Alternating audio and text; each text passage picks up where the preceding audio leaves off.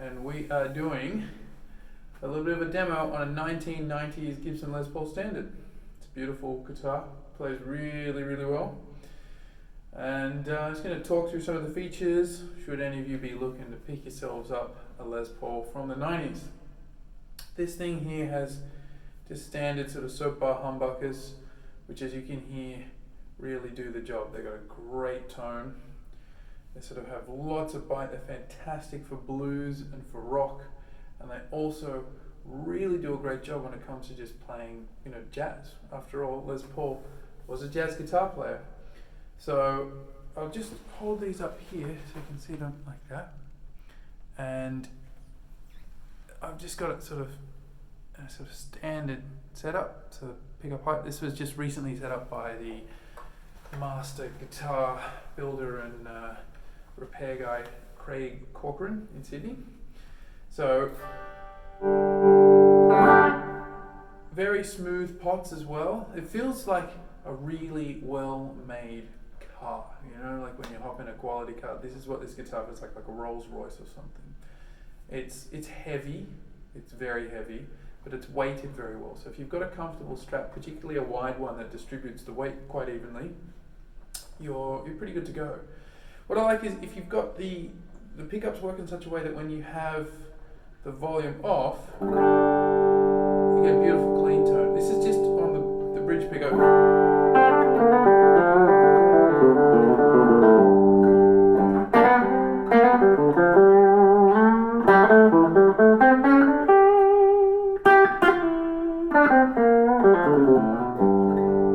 So it can work for doing country music stuff as well, if you sort of have that tone.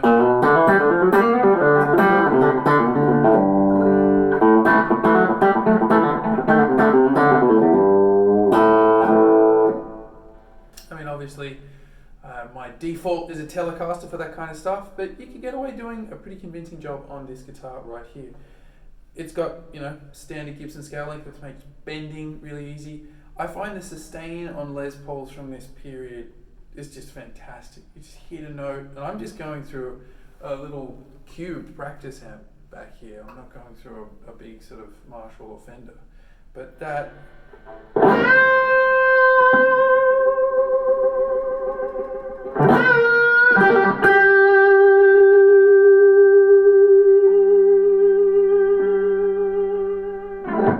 Pretty impressive, and it's not that loud in here. What I love about these Les Pauls is the combination of tones that you can get from all of the different pickups. With blending things on.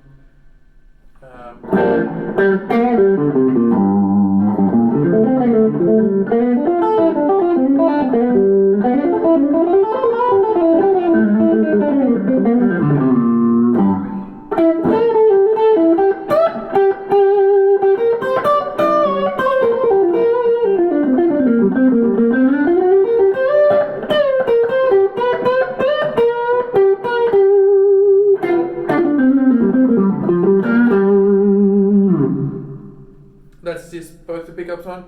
I won't go through all the different tone combinations. There's a great Joe Bonamassa video where he talks about how you basically don't need any pedals with a Les Paul because you can just get all the tone you need out of the instrument itself. And he's true, it's true. And man, he really knows his Les Pauls. This sounds fantastic, obviously, on just the neck pickup for that real sort of slash.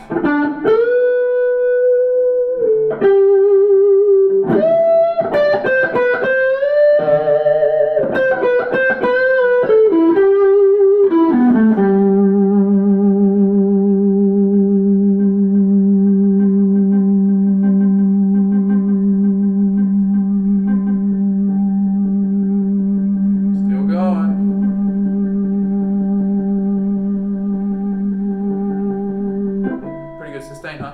I just put it on clean so you can hear a little bit of those tones.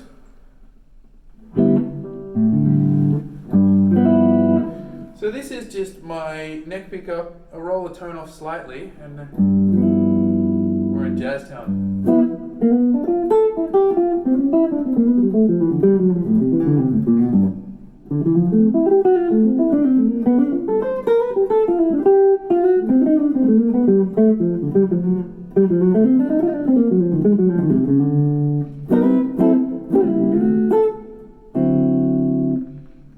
sound.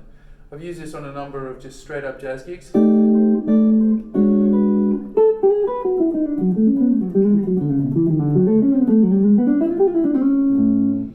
it's just a pleasure to play. The thing about this fretboard is that the neck is quite thick, but it's just such a sort of slick, easy to play fretboard. It's a really fast neck, even though it is a little bit thicker around the back. You can just sort of, it's almost like ice skating or something. It just feels really sturdy. I think that's one of the things I take away from this whole guitar, is that it is just sturdy, again, like a Rolls Royce. It's got these Grover tuners, let's hold them up here, that are really, really good. I mean, it, like most Les Pauls, it does have that issue where the G slips, which I think is like a scale length issue. That's something that I've noticed on, my other Les Paul, which I think is a late 90s one. Got some SGs, it's a similar thing to that. And that is just obviously something I think to do with Gibson scale lengths and the length of the G. But apart from that, it holds its tuning really well. Just go get some of those.